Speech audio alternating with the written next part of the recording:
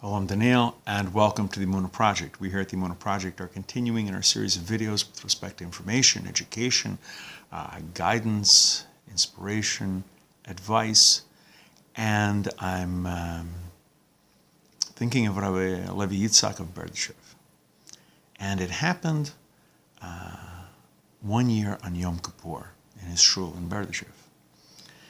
Now there was a certain old woman, who every year would come to Berditchev, to his shul, to daven Yom Kippur, to pray the Yom Kippur service with Rabbi Levi Yitzhak, every year without fail. 1 year. She's late. By the time she gets to the shul, the Rabbi Levi Yitzhak's synagogue in Berditchev, she figured, okay, for sure, evening prayers are over. I've missed it. I've missed everything. And she was just despondent. But she tries the door and it was open. And she walks in and there's Rabbi Levi Yitzhak and his entire congregation. The shul was full. They had not even begun. Rabbi Levi Yitzhak waited for that one woman to show up because he knew she was going to come.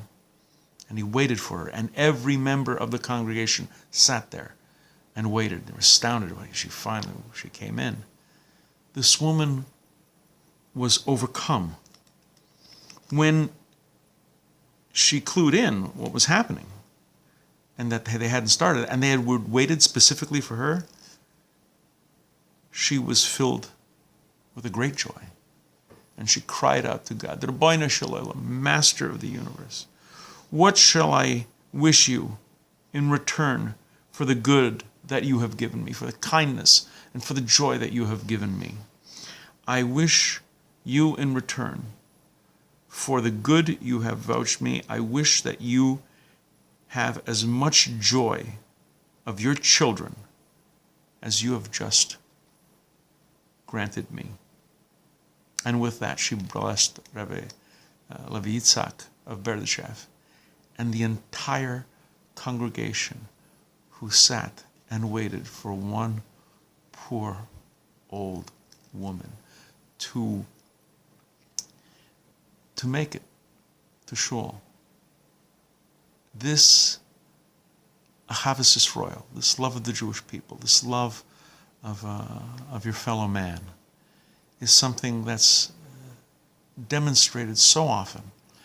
I will give you a personal story. This just happened a few days ago on Purim.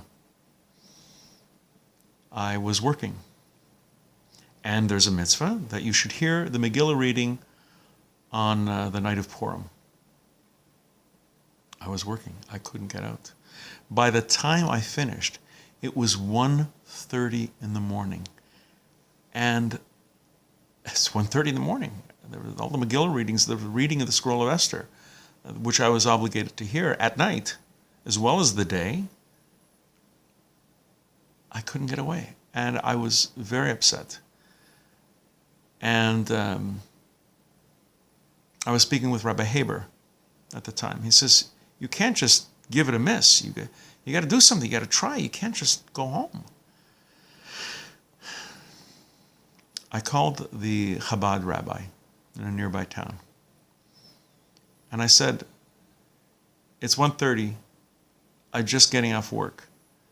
I haven't heard the Megillah reading. I haven't heard anyone recite the Scroll of Esther. There's no synagogue in this area. I don't know what to do. Immediately, without skipping a beat, without hesitating a second, he says, come to my home. I says, I may not get there until after 2 o'clock in the morning. He says, phone me 5 minutes before you arrive, come to my home. I arrived there about 10 after 2 in the morning. He was waiting for me at the dining room table. And I came in, I tried to be as quiet as I could because I knew his family was asleep. And we sat there at the dining room table.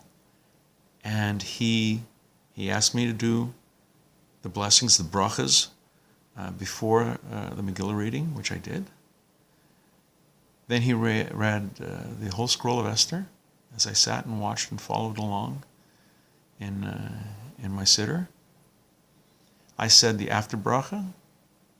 By the time we finished, it was probably 20 to 3. I thanked him profusely.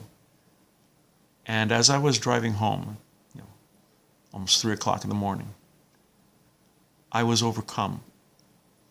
And I got an understanding of this poor old woman who got to Rabbi Levi Yitzhak of Berditchev's shul and realized that everyone was waiting for her.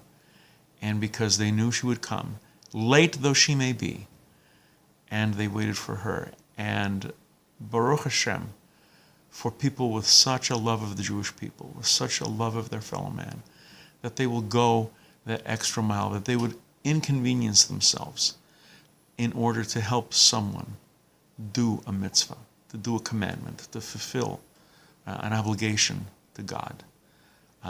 We're going to be doing more videos along these lines. Please come back. Please watch. Please learn. I hope you find these stories and my own humble little example of some inspiration.